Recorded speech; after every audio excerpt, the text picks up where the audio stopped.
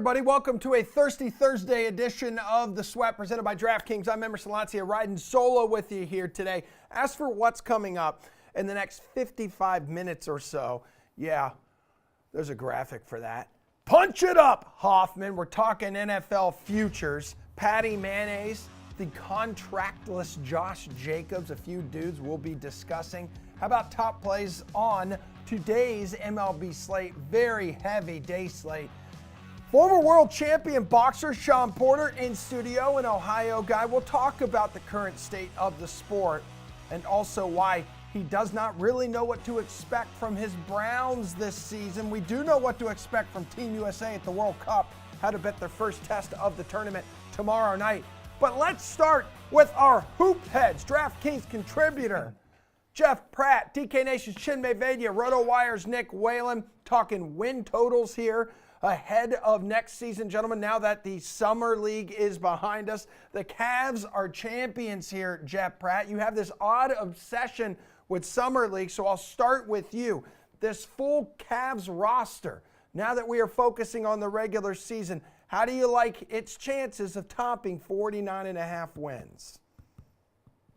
Firstly, by an odd obsession with Summer League, do you mean I just like to watch it because I like basketball, Emerson? Is that what it is? You also have an odd obsession with really ugly shoes, as I've seen you tweeting out Jason Tatum's new shoes, which are just an upgrade lawn mowing dad shoe. That's all it is. Lawn mowing dad shoes are great. I don't know. You, out of all people, should respect lawn mowing dad shoes, Emerson, as a dog dad yourself. But anyway, We're not talking about the Celtics. We're not talking about Jason Tatum. We're talking about the Cavs here. And, how does Cleveland's Summer League win correlate to their chances of winning games in the regular season? It absolutely does not. It means nothing. I will say that Amani Bates tweeting out, "Cleveland, this is for you," and posing with the Summer League trophy was pretty funny. So at least that was something came out of it. And I hope he enjoyed playing there because that's the best chance he has at contributing to a winning basketball team, at least for the next couple of years, because he is a very raw product in terms of getting on the court. I do like Cleveland's odds of hitting at least 50 wins this season. They did it last year, finishing third in the East with 51. The roster got a lot better. They addressed multiple needs, especially shooting with Max Strus, even if they did overpay him a little bit. George Niang, local guy. They also added a lot more depth, and they have a full summer to work with Donovan Mitchell in terms of building that chemistry between him, Darius Garland, Jared Allen, Evan Mobley. We saw that break down a little bit in the playoffs last year against the New York Knicks. So this team, they got better. They have a lot more time to build chemistry. They should be a better basketball team next season. All right, Waylon, what do you think? Pratt mentioned it. You're one of the Mitchell era. Cavs finishing with 51 wins.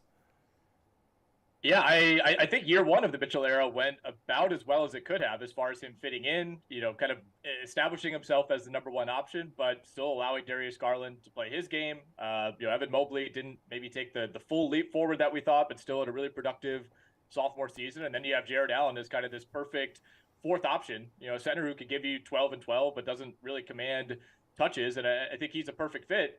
I think we have to address, what they did this offseason, trying at least to finally find the missing piece. Like basically, since LeBron James left this team in 2018, they've been trying to find a new wing, right? And they've just been cycling through options. They took Isaac Okoro, top 5 pick. They kind of went more defensive focused with that spot. He looks like a bust. I mean, he's pretty much unplayable at this point unless he's in a defensive specialist role. Nobody was left wide open from three more often in the NBA last season than Isaac Okoro. So what do? They go out and get Max Strus. They re-sign Karis LeVert. They bring in Georges Niang.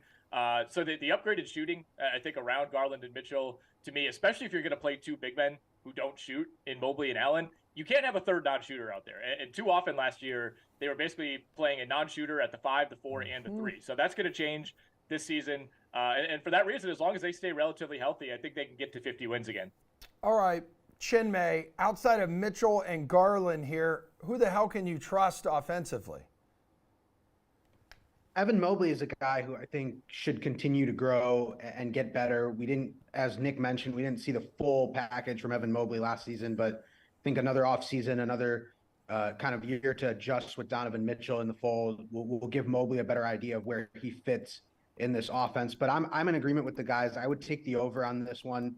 Cavs got to 51 wins last year in year one of Donovan Mitchell being in Cleveland. And I think when you get the full off season, when you integrate some of these new pieces, they did upgrade the roster in terms of shooting.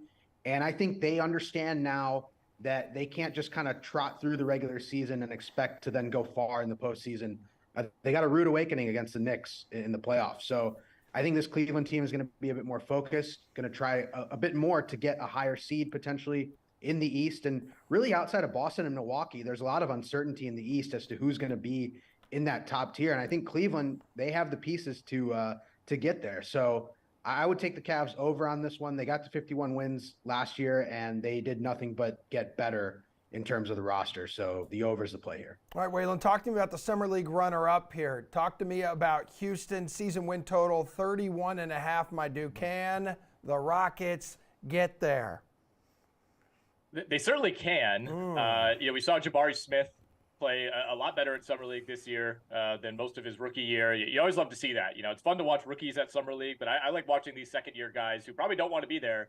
And if they just blend in and look like an average player, that's alarming. But Jabari Smith did the opposite of that, played really well out in Vegas. Houston all of a sudden is pretty deep with a lot of young talent, right? You add Fred VanVleet to the mix, you add Dylan Brooks to the mix, bring in Amen Thompson, Cam Whitmore via the draft, still have their young pieces from the last few drafts as well. So there's a lot to like on this roster. The question is, how high can VanVleet and Brooks drag this team's floor? Because I still think they have a pretty low ceiling when you start to stack up, like, okay, how many teams in the West are the Rockets better than? To me, it's like the Spurs, probably the post-Lillard Blazers, maybe the Utah Jazz.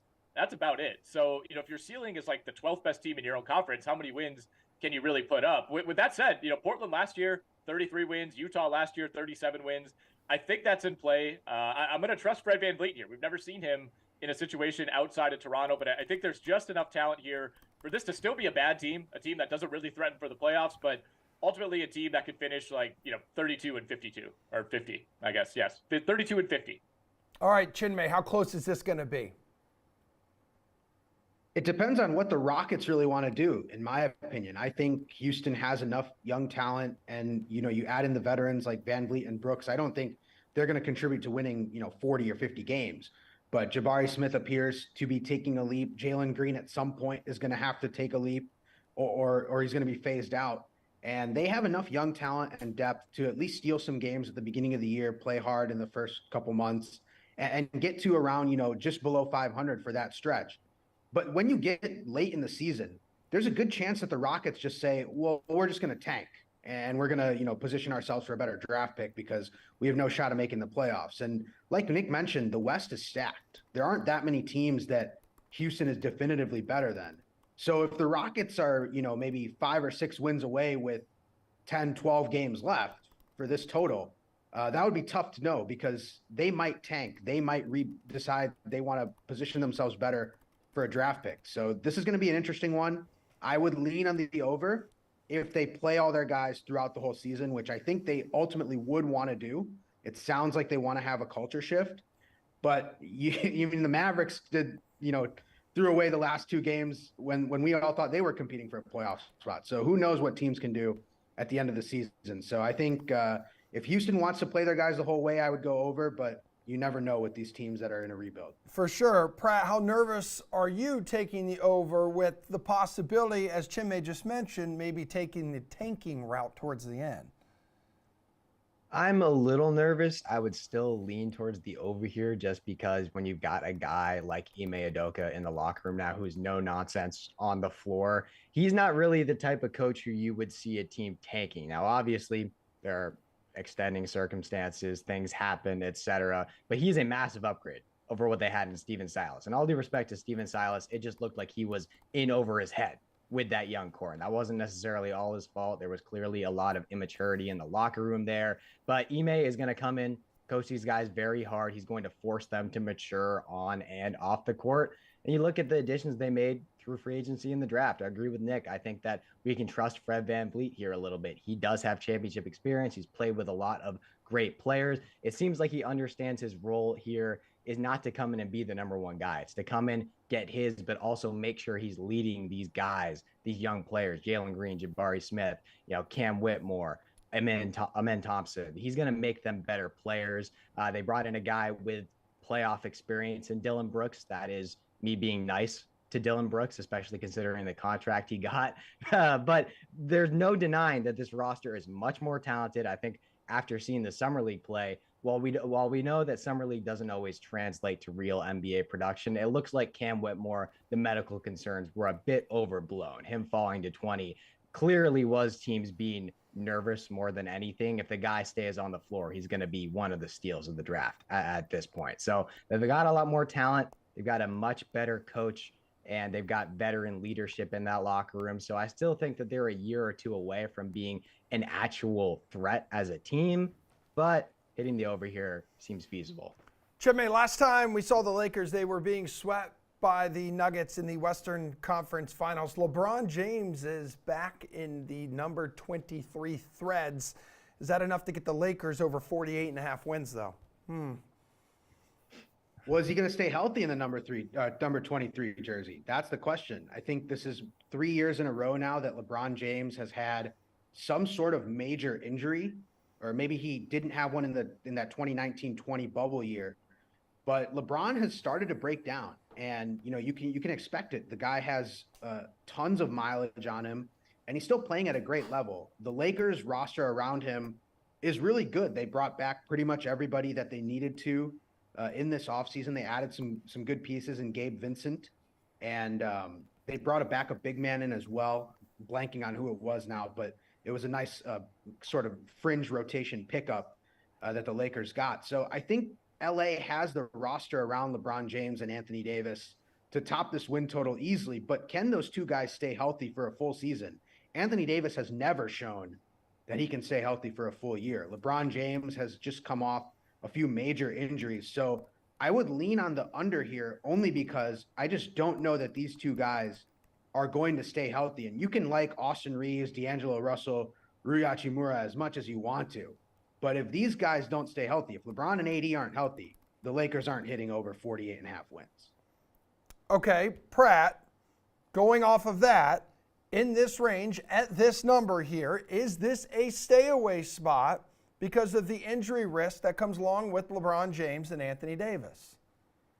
Yeah, I think Chime is exactly right here. And the backup big he was talking about, I believe he was referring to, is Jackson Hayes, who's a big flyer, great athlete. They also added Taurean Prince to that front court. So they've got plenty of depth. Depth is not the issue. And they will be a more cohesive unit this season. They're undoubtedly deep. They have a lot of talent. But it doesn't change the fact that their two best players are going to miss a lot of games. We talked about LeBron. Chime talked about LeBron. But Anthony Davis misses a ton of games too. Neither LeBron nor AD have played more than 56 games over their last 3 seasons. It is hard to win 50 when your two best players are missing time that consistently. So they're going to be a better squad than they were last year. Their regular season win total may not indicate that. So I think we're going to be somewhat similar situation to last season where, they're coming into the playoffs as a lower seed than some people may have expected, but they're going to be primed to make a deep run as long as their talent is healthy. So I would definitely lean towards the under here. And I'm not sure it's going to be necessarily close. I think 45-46 makes more sense. Waylon, how hard is it to try to figure out where to place these guys next season? Yeah, I mean, these guys said it really well. I mean, it's all health, right? I think if you could tell me that you could just kind of turn injuries off for the league, then I think the Lakers are probably a top 5 or 6 team overall and maybe a top 2 or 3 team in the West. I think they would cruise over 48.5 if you could tell me LeBron and AD are healthy, but I would almost guarantee that they won't be, right? I mean, how could you possibly expect both of those guys, let alone even one of them, to play 70-plus games? I mean, LeBron's played 55, 67, 45, 56, 55 the last 5 years, and he's going to be entering his age 39 season. The Lakers can win without Anthony Davis. LeBron is still at that level where they can win maybe 6 out of 10 games without AD, but when LeBron's out, this team struggles. I mean, they really can only beat bottom feeders. We saw that the last couple of years. So I don't know how you could confidently go over unless you just think that, this kind of bad luck injury trend for LeBron, because you could make the case, like he's been injured like 4 or 5 times in the last 4 or 5 years, but they've all been somewhat fluky. Like I wouldn't say his body is necessarily breaking down. It's kind of been bad luck, but again, at age 39, I'm not going to tempt fate there. So even though this team is deeper and they should be more prepared to weather the storm when LeBron misses time, when Anthony Davis misses time. I can't confidently go over here. All right, gentlemen, that's all the time we have. Your job here is done. Enjoy the rest of your Thursday, because coming up, we're going to look at some potential league leaders for the 2023 NFL season. While Josh Jacobs did not succeed in landing that new extension, fresh extension from the Raiders, could he succeed in leading the NFL in rushing touchdowns? We'll talk to our panel about that coming up. But first, yesterday, we had the pleasure of having former welterweight world champion boxer Shawn Porter in studio to get his take on the state of boxing and his football fandom. Ladies and gentlemen, two-time welterweight world champion boxer Shawn Porter in the house. How the hell are you? You gotta put retired before all of that. Oh, come on. People, Look at you. You can still fight. Exactly. Stop this. And I don't want people to think that, hey, when am I gonna see him next? You're Yeah. not. You're not. I'm done. Really? I'm retired. All right, you don't get the itch at all to get back in the ring? Absolutely not. And I'll tell you why. Why? I just did a shoot and they had me hitting the bag, and I probably didn't hit the bag for a full minute. For a round, Yeah. and I'm like, yeah, what's the point? I can't do this anymore, you know? So I think, honestly, no, I think I'm so far away from getting ready for a fight. Yeah. And a lot of fighters will say that that is the hardest part of the fight a lot of times. Okay, so retirement's treating you well, then it sounds like. Absolutely. Yeah, because Absolutely. you're like almost the face of boxing now, and like every network as an analyst, you Yeah. got the Porter Way podcast. Yeah. I think the next fight you're calling, you were telling me, Jake Paul, Nate Diaz? Yep. What's your excitement level Yep. for that one? I'm excited to see Jake Paul get back in the ring. No secret what happened with him and the Fury brother. Yeah. I actually had him scoring that fight. I broadcast that fight. Okay. And I definitely voiced my disappointment in a few situations that happened in the ring that night. Yeah. So I'm just looking forward to him getting back and seeing, for the sake of words, who he is now after a loss. I mean, he's in his 20s. I mean, Yeah. we all take losses in life, you know, but to be on the streak that he was on, having the momentum that he had going in the ring against Fury, your hand doesn't get raised. How do you respond to that, you know? Is he good for boxing? Talking Jake Paul here. I think he's fantastic for boxing. You just have to be strategical, just the way he has been. Yeah. And use it. He benefits boxing because he brings, there's no secret, an audience a that totally different that audience. really man. would not look at boxing True. if he's not in the ring, There's you know? people on YouTube all the time. I mean, I would have put him on the undercard of Errol Spence Jr. and Tyson and Terrence Crawford, and I would have put him co-main. Give him the respect that he needs. You can't put him the first fight of the night, Yeah. but you give him the co-main and you eat off of his plate, you know? I don't know if you hear the word champion and Cleveland Browns in the same sentence a whole lot. I know that's your team. Yeah. Where have you set your expectations for them this season? Where you Because gotta go? everyone's reporting right now for training camp. Season starts in like a month. Yeah, where do you go? What do you I do? don't know Because I thought that our team last year was supposed to be substantially better than it was. Yeah. And I mean, Deshaun didn't look all that great, Yeah. like the 8 games. But listen, he's been out of the game like forever. yeah. People That- expect a lot more out of him this year. But that to me was a no-brainer from the start of it. You know, you can't take a full year away from a professional sport, Yeah. and that speed is just different. Yeah. And if you're not practicing at that speed, you can't just go in the game and play at that speed, you know. So I'm hoping with practice and a couple of games into the season, he'll be able to find that speed again. Okay. He certainly really didn't find it until maybe that last 1 or 2 games of last season. Yeah. But beyond that, man, I think we got a great core. It's just a matter of putting it together. It's you know? true, but that's me like that's always I been. know. Why are the we talking story about with this? the Browns? Because you're a Cleveland Browns fan in football season. Say, hey, you got Nick Chubb back there. He's a monster. He can pump out production no matter what's happening in front of him or how bad the passing Is game Nick is. Chubb not becoming like one of the best running backs? He arguably is the You know? best running back in the league. He I has the rem- highest rating on Madden now. I saw him in Georgia. He was with Sony Michel, and it was Yeah. like, I like Sony. Yeah, Sony people was. in New England here liked him too. He was on that Super Bowl winning team. But you move into the pros, and Yeah. it's like Nick Chubb has really just Yeah, totally translated and become something different. You know? I know. And then Sony kind of ended up turning out to be I don't want to call him a complete bust because I think he scored that only touchdown in that really ugly Super Bowl with the Patriots and the Rams. Yeah. But I don't know. So the Cleveland a playoff team, Browns a playoff team. It was a couple of years ago that division sent 3 teams to the playoffs. Could be another year like that with the Bengals, the Ravens, maybe Cleveland if they can get its you know what together. What are the Ravens gonna do?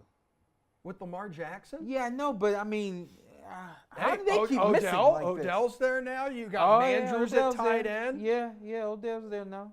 That's my second favorite football team, by the way. Baltimore? Yeah. Is that allowed to like the Ravens and the Browns? Are you 100%. Kidding me? And I'll tell you why. Because I was young enough to see the Browns leave. Didn't understand. I was going to say, you should hate the old But Browns. from a business standpoint, I didn't understand what it meant. And so what I thought was the Browns are now purple. Okay. So twice a year, I get the purple Browns versus the brown Browns. Hey, y'all, it's never too early to start prepping for the NFL season. And our friends over at VSiN, they know that because they've already released their betting guide for the upcoming campaign. The VSiN 2023 NFL betting guide is out with predictions and best bets for the upcoming pro football season. VSiN experts offering their opinions on player props, season win totals. It's only available to VSiN Pro subscribers.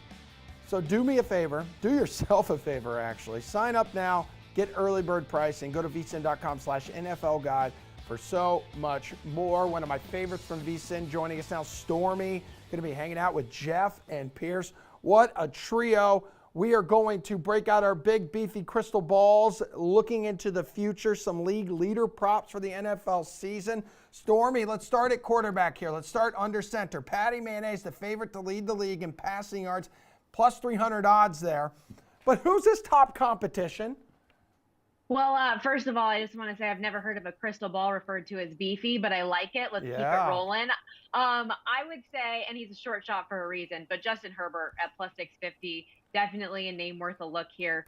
2 years ago, threw for 5,000 yards, took a step back, and we can put that in quotations, right? Dealt with injuries to himself, his offensive weapons, still put up over 4,700 yards and was only second to Mahomes, who also won the MVP. Now you bring in Kellen Moore as offensive coordinator. A game plan you'd imagine should be tailor-made for his skill set. So Herbert would be the top competition in my eyes, but if you are looking for a longer shot bet, Dak Prescott and Deshaun Watson also drew my eye, 20-1 and 30-1 respectively. And if you think that Watson can get back to the form that he once had when he did lead the league in passing yards in 2020, finally having the opportunity to have game reps under his belt, returning to the game, having a full offseason with his teammates, with his coaches, a receiving group that should be a lot better.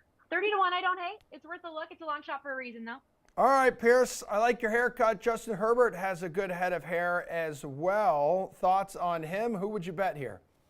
Yeah, it's got to be Herbert if you're not going to go with Mahomes. And as Story mentioned, he second in passing yards last year, 4,700, so not too far behind, although he did throw the ball 50 more times than Mahomes, but we're not worried about efficiency. I like the volume. I like the receivers that he has. The rookie that came in, although his rookie receiver, Quentin Johnson's just a 74 on Madden, so that might be a little bit concerning, but I think ultimately it's going to work out. And you look at the narrative of Brandon Staley, they really need to have a good season. And if I'm Staley, I'm just going to turn the keys over and let Herbert do what he can do. And on top of that, he's got a great offensive line. So all the pieces are there. The narrative is there. If anyone's going to dethrone Mahomes, it'll be Herbert. Jeff Ulrich, who do you like in this category? I mean, it really does feel like a two-horse race. I mean, the guys, they've already covered Justin Herbert. I like Justin Herbert as well. If you're going to the top of the board, I think plus 650 is actually very fair. It's a huge upgrade in terms of OC. Was second in pass attempts last year and somehow was still second in yardage, despite averaging like 6.8 yards per attempt. But I think another dark horse and a guy who legitimately could get himself in this race is Tua Tagovailoa, the Miami Dolphins. So, Tua is really interesting just from a perspective of what he did in limited action. 13 games last year. He went over 13 complete games, went over 4,600 yards if you go on a per game basis. So, extrapolating that, we don't need him to get too much. And let's not forget, there was a lot of games that Tua just didn't finish last year. So he's got the kind of wide receivers we want, the guys after the catch. They added another pass catching back in Arcane who could potentially just rack up some yards. I think Tua could get himself in this conversation this year. I really do. I think the Dolphins are set for a big year. And plus 2,200, those are the kind of odds you want to take a shot with when you're looking outside of the top two players. Pierce, let's go to the backfield. Let's talk some running backs here. And Josh Jacobs, one of the dudes who did not get an extension this week, but still has the 5th best odds on the DraftKings Sportsbook to lead the lead in rushing touchdowns. So we're talking plus 1,300 here. How much sense does he make for this bet? And which direction do you want to go in? I think I might want to go towards Nick Chubb. I like what the Browns have. Obviously, we got to see if Watson can turn things around. But with Watson and these receivers, if they can play well, which they should, they've got all the talent, then it's going to take a lot of the pressure off of Chubb. And he's basically been carrying the team for 5 seasons, 84 yards per game for 5 seasons. That's pretty solid without really having a solid supporting cast. But the one thing that he does have is a great offensive line. So you've got a good offensive line, a very talented running back, probably at the peak of his prime years. I think Chubb could take this. Who can take it, Jeff? I think if you're looking at the top, I agree with Pierce. Nick Chubb going to get a ton more red zone carries. Nick Chubb had 12 touchdowns last year. He wasn't even top 10 in red zone target share or rush share, per just on his team. So, I mean, right off the bat, you're just going to get a bigger percentage of the red zone carries for Nick Chubb without Kareem Hunt. But I like going down the board in this one quite a bit. I think Cam Akers is in a really, really good spot to potentially spike for touchdowns. You look at what he did last year. He got 89% of the red zone carries inside the 5-yard line last year on his team. There's no competition for carries. When the Rams get inside the 10, the 5-yard line, Cam Akers is getting the ball. Kieran Williams is an undersized back. They drafted basically no one. They have a 5th-round draft pick this year in Zach Evans. I think Cam Akers is in a really, really good spot here just to get a ton of work over inside the 5-yard line. So give me Cam Akers at a really juicy plus 3,500. Stormy, I see you nodding your head in agreement there. Yeah, I like him as well. I similarly to the group steered away from Josh Jacobs. I like the 13-1 value, but 12 touchdowns, what he's maxed out at in a season, done it twice. Even in a year where I think that he's going to be more relied upon with a new quarterback, I'm just not sure he can get there. Derrick Henry was a name that stood out to me just because his last 3 seasons playing 15-plus games, he did have 13, 17, and 16 rushing touchdowns. Now adding DeAndre Hopkins could maybe free things up for him a bit this season in Tennessee. The names that I was mostly looking at were right there with Jeff, but Derrick Henry and then Bijan Robinson as well at 11-1. I know he's sharing a backfield there with Atlanta, but they went out and got him for a reason. Another young quarterback that's going to need some help with a significant rusher. I mean, 11 touchdowns in 2021 for him, 18 touchdowns last year when he took over college football for Texas, not including anything that he did in the past game. So Bijan Robinson, a good value number, I think, there potentially as well. Jeff, didn't you have Bijan Robinson as one of your top 5 running backs entering this season? Yeah, for fantasy purposes, absolutely. Yep. I mean, Okay. Bijan Robinson, I think, just in a run-first heavy offense. I mean, and I would not be shocked if that happens. My only fear with Bijan is that Tyler Algier is still a thing. If the Falcons potentially decide to just limit his carries a little bit because he's a rookie at the start of the year, could eat into his red zone usage and his touchdown production, but certainly he is in just a terrific landing spot. And Atlanta, when they get inside the 10, they're going to run the ball as much as possible. So also would not shock me if Bijan just hit it out of the park with a massive first year. Jeff, how comfortable would you be backing Cooper Kupp for most receptions? He's the favorite at plus 500. We know he was slowed by injuries last year. Let's see, 75 receptions in 9 games, but on that pace, he would have finished a 17-game campaign with 140 catches, which would have easily led the league. Yeah, absolutely. I mean, my problem with going to the top of the board here is I just think it's so close between the top 3 options. If I was going to take Chase, Jefferson, or Kupp, I would lean with Kupp just because, again, you look at the Rams offense. When Cooper Kupp and Matthew Stafford have been healthy, it's just, I mean, that is their offense. That's it. It's just pitch and catch with Matthew Stafford and Cooper Kupp. So he does make a lot of sense. Plus 500, you could argue, is a fair number. But he's got 2 elite wide receivers who could easily catch him. Jamar Chase is a guy I expect to take another bump up. I like going down in this category as well. Amon-Ra St. Brown, I think, is a very similar receiver to Cooper Kupp. The Detroit Lions use him all over the field. And you're talking about depth charts and just looking where he is on the roster. The Detroit Lions just added Denzel Mims to beef up their receiving corps. Raise your hand if you just found out yesterday that Denzel Mims was still in the NFL So there's no competition for targets, at least until Jameson Williams gets back. Amon-Ra St. Brown is a player who, again, was ranked first in man coverage by PFF. He can be used all over the field. I think at plus 1,800, you're getting really good value there. I think that's a good future to take. Amon-Ra St. Brown to lead the league in receptions next year. Stormy, who do you want to back? Not Cooper Kupp for me. I know he led the league in 2021, and you said it on pace a year ago, but no interest. Justin Jefferson would be my favorite of the shortest shots to repeat at plus 650. But if I'm looking for the player that I'm trying to back and have the most value for, I like Travis Kelce at 11-1. Juju Smith-Schuster and McCole Hardman gone. I don't know who in that wide receiver room is going to separate themselves as the top option for Patrick Mahomes. We know the trust that he has for Travis Kelce. Caught 110 of 152 targets a season ago, and I do see him getting more volume this year. And at 34 years old, this could be maybe one of the last seasons that he can really go out there and ball out and be that guy. So Travis Kelce sticking with the 1-2 punch of that Mahomes and Kelce duo is where I'm going with it. And Pierce, Kelce is one of 2 non-wide receivers in the top 10 on the odds board here. Austin Eckler being the other one at plus 2,000. Yeah, those are just a little too cute for me. I just think, I know Cooper Kupp got injured. I don't think he's going to get injured again. As Jeff mentioned, it is basically just pitch and catch. They're a battery out there, back and forth. There's no one else on this team. The Rams are going to continue to feed him the ball, and they're not really a good team this year. So there's a lot of possibility they're going to be playing in negative game scripts. They're going to be passing even more than they do in previous seasons. And when things are going well, it's probably because Kupp is going well. So like 140 receptions, I think we could see that again.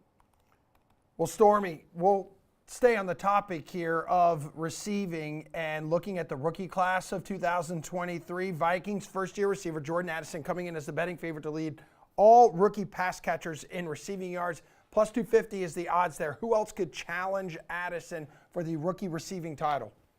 Yeah, looking through this odds board right now, I'd skip over Jackson Smith and Jigba. I just think the wide receiver room in Seattle's too top heavy for him to have the numbers it would require. I'm a big Zay Flowers fan, but even with Todd Monken as offensive coordinator and the belief that Lamar Jackson's going to throw the football more, not sure I like that. I might be on an island with this one, but Carolina's rookie Jonathan Mingo, 15-1, a little more bang for your buck here again. Get the rookie-to-rookie connection with the number 1 overall pick, Bryce Young. DJ Moore is gone, and so there's not like a true, genuine number 1 there. I know they bring in Adam Thielen and DJ Chark, very proven in their own right, but neither of them a true X receiver. Terrence Marshall could be that guy, but he hasn't really established himself. 2 inconsistent campaigns, so I think the door's really open for the Ole Miss product in his rookie year. Pierce, who's the biggest threat to Jordan Addison here? I'm going to join Stormy on that island. I like Mingo in this situation. I think everything lines up. Carolina's probably not going to be very good. They're probably going to be playing from behind. You might as well let the rookies develop, let them pile up the stats as they earn L after L each week. I think everything works out. He's a good yard after catch producer in college. I think it's going to work out. You get the offensive-minded Frank Reich coaching this team. So if you're going to go anywhere, I think Mingo would be the play. Take your pick on the odds board here, Jeff Ulrich, please. I'll let Pierce and Stormy bond over Jonathan Mingo. I do like their philosophy though of fading the top 2 plays in this category. Both Minnesota and Seattle. I mean, you're talking about with JSN and Addison, they're going up against like big time wide receiver 1s on the same team for target share. What about Quentin Johnson? I think if you're looking at the draft profiles. We talked about Kellen Moore. He wants to take more shots downfield. Quentin Johnson, I think, has a chance to be a special player, a guy who can do everything.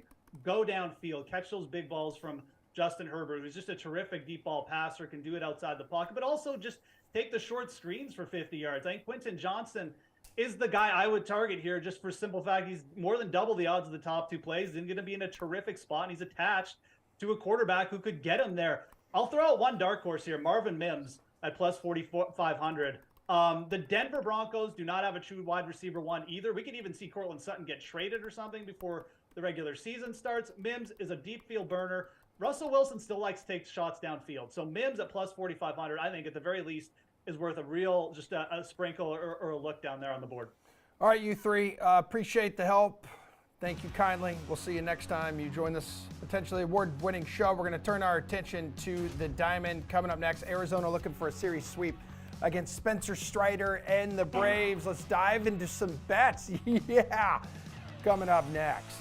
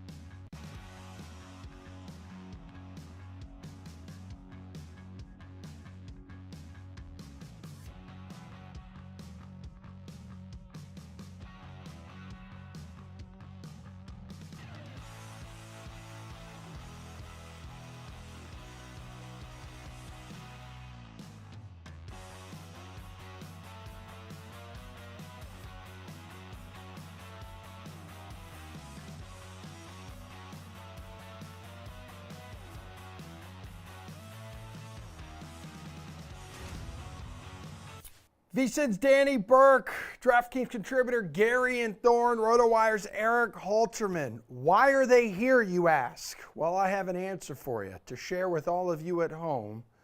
Some MLB best bets, because just about every team playing today is playing in the afternoon. Tons of day baseball on the board, Gare Bear. So your favorite money line bet to start your Thirsty Thursday is what? I'm going to keep riding with the Padres. They're only minus 120 with, I guess you could say, their ace on the hill. I mean, Joe Musgrove and Yu Darvish, very good pitchers, but Blake Snell has been otherworldly the last 2 months. He has only allowed 3 earned runs total in his last 9 starts. That equates out to a .51 ERA. It is across 53 innings of work. He's got a 41% strikeout rate in that span of time. I just think Snell is probably deserving of a little bit more respect. Obviously, the caveat with Snell is he's probably only going to pitch 5 or 6 innings. He's not the most economic pitcher in the entire world. So maybe taking a look at the Padres. I know first 5 run line, they're actually plus 100. So maybe that's a way to attack this game aside from the money line if you don't want to get the bullpens involved. But the Padres also have 6 left-handed bats going today against Chris Bassett. He really has struggled against left-handed bats. The Blue Jays have been far better against right-handed pitching than left-handed pitching so far this season, just a 98 WRC plus within that split. So I think a lot of things point in the direction of the Padres today. They're not that heavy favorites on the road, so I'll ride with them to get the sweep. Blake Snell currently with the 3rd best odds to win the NL Cy Young Award on the DraftKings Sportsbook to Gare Bear. Danny, Spencer Strider is atop that category on the DK Sportsbook. We know the Braves trying to avoid the sweep today. Yeah, and look, I'm on the same case here, though, in terms of the Padres. I'm going with the first 5 on the money line there for San Diego, reiterating the same thoughts. Blake Snell's been tremendous the last 10 starts. He's 5-1. He's only allowed 4 earned runs in that span. And look, I'm not expecting him to be flawless today, per se, against a still lethal Toronto lineup, trying to avoid a sweep. But I think he can do enough to manage. And more so, I think these Padres bats are finally coming alive, and they're going to do enough to give them that slight edge in the first 5. And look, typically when you're going up against a competent team and they're facing a sweep, you like to bet on that team that is trying to avoid the sweep. But the Padres desperately need this, and that's kind of also why I'm going in the angle of the first 5, because I don't want to trust San Diego's bullpen necessarily. This is a handicap on Blake Snell and a fade of Chris Bassett. And then furthermore, like I said, the Blue Jays bats could come alive once Snell gets out of that game relatively early, as it was mentioned earlier. So I don't mind laying minus $130 for the first 5 here with San Diego. Just keeping all my trust in Blake Snell and the way he's performed as of late. Easy E, your Phillies at home against the Brewers. Walker's won 7 straight on the mound, dude. Yeah, that's an exciting run for him. I don't know if I'd like the Phillies at minus 110 against Corbin Burns. I don't think that line is set crazy, but I don't think I'd be recommending the Phillies there. But I will give you the Spencer Strider talk that you were looking for a question ago. But I'm taking the Diamondbacks side of this. Diamondbacks plus 170 at Atlanta. It's not often that you get 2 playoff teams. Arizona is still a playoff team, as despite their recent slide. It's not often that you get 2 teams that are this good with legitimate aces on the mound, and one of them you get plus 170. I would, of course, take Atlanta at even money. I think there's good reason that they're comfortable favorites here. They've got Spencer Strider, who, yeah, he allowed 5 earned runs in his last start, but that came with 10 strikeouts against 0 walks, so I don't think it counts as a bad start. Strider on the year 3.66 ERA with a 2.64 Sierra suggests that he actually could be significantly better because he's yet again striking out basically everyone, 39% strikeout rate. But Zach Gallen is a legitimate ace himself, 3.14 ERA on the year. It's about half a run better than some of the ERA estimators, but he's been very good across the board. Strikes out above average amount of guys, walks a below average amount of guys. Arizona, again, has done worse lately, and I would definitely take Atlanta if this were plus 130, plus 140, but at plus 170 for the Diamondbacks with Gallen on the mound, that's a deal I think I got to take a look at. Danny, talk total to me. Which is one that you were targeting on the dayside slate?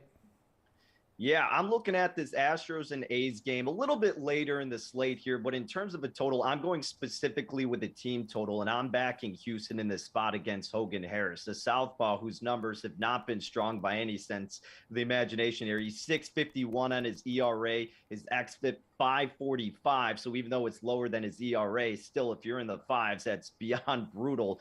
His skill interactive ERA, more of a look back at what his ERA should be, a little bit lower, still concerning, 4.93. Now, he did go 5 scoreless against Houston earlier this season, but that was a while back, and Houston's bats have got on fire since June 1st against Southpaws. They have really been strong. They're third in weighted runs created plus against lefties, and they're also third in weighted on base average at 347. So I think Houston can light it up in their regard. And the thing is, I'm specifically targeting Houston because, look, Seldom and I going to want to trust this Oakland offense. And I think against France, JP France could have a good enough effort against Oakland. So that's why I don't want the full game total. I'm just going to centralize it to Houston, trust a better offense against a weak pitcher. So count me in for the Astros team total over 4.5 at -130. All right, Easy E, which total catches your eye? Yeah, I can keep this one somewhat quick because it's the same game as my previous one. I mentioned I like Zach Gallen enough to take Arizona at +170 over Spencer Strider in Atlanta. So if I like both those pitchers and the under is set at 9, that's respectably high for 2 pitchers that are this good. I'm going to take the under at -120 there. Again, the Arizona offense is the reason why I wouldn't necessarily love my upset money line pick on the Diamondbacks.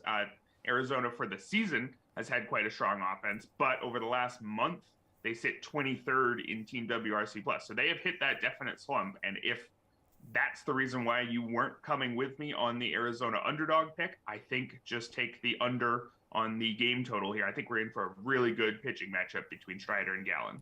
Going to be a sticky, steamy day with temperature in the 90s there in hot Atlanta. Garion, is there a total you like today on the slate? Yeah, not a series I was expecting to talk about the under a whole lot, but I like the under 9.5 in San Francisco, Cincinnati this afternoon. The Reds basically have one reliable starting pitcher at this point, and it is Andrew Abbott, and he is taking the mound today. He's got a 2.45 ERA, backed up by a pretty nice 3.62 expected ERA. Obviously, the walks and home runs have been a little bit of an issue so far for the rookie, but again, he is easily the best pitcher the Reds have, and this Giants lineup is not looking fantastic. Obviously, the Giants are sort of like the National League Rays. You never write off any version of any lineup that they put out there, but, you know, Estrada's on the IL right now. J.D. Davis is banged up and not playing. Lamont Wade is banged up and not playing. It just doesn't seem like this is the best version of the Giants. And then you've got the Reds, an explosive offense going up against against Alex Cobb.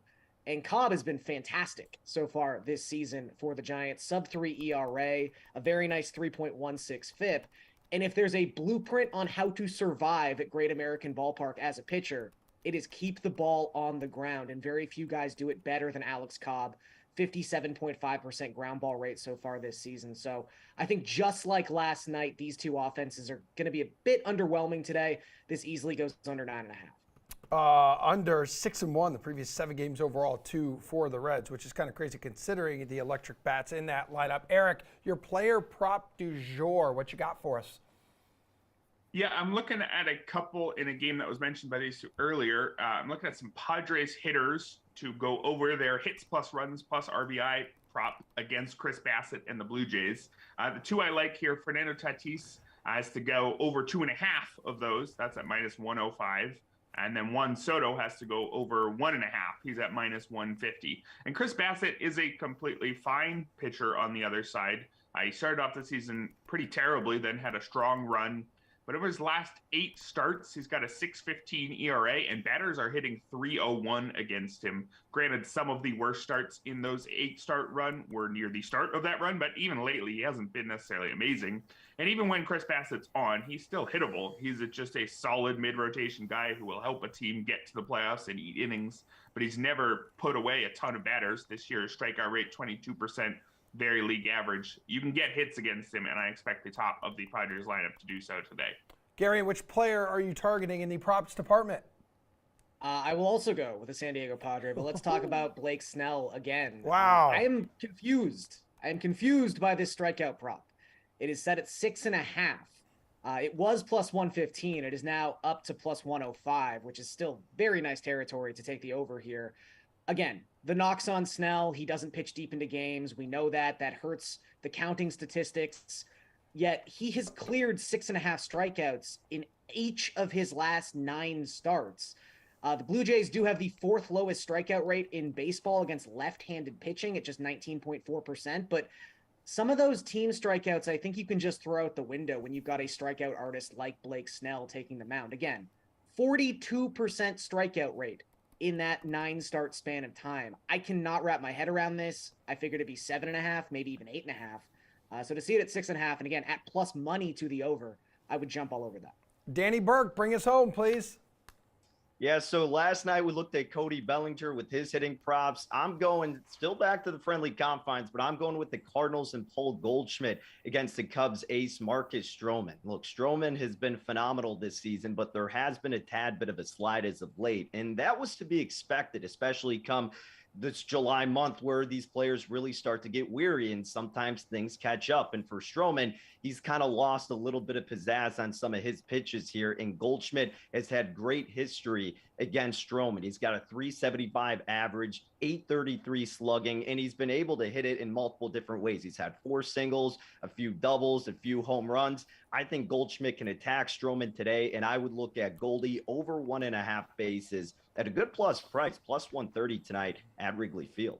Gentlemen, we're calling it. Thank you so much for your help. We got one final break to go, one final block to go. We are talking Women's World Cup. Alex Morgan, Team USA, beginning their quest for a three-peat tomorrow. AJ is here to share with us his best bets after this.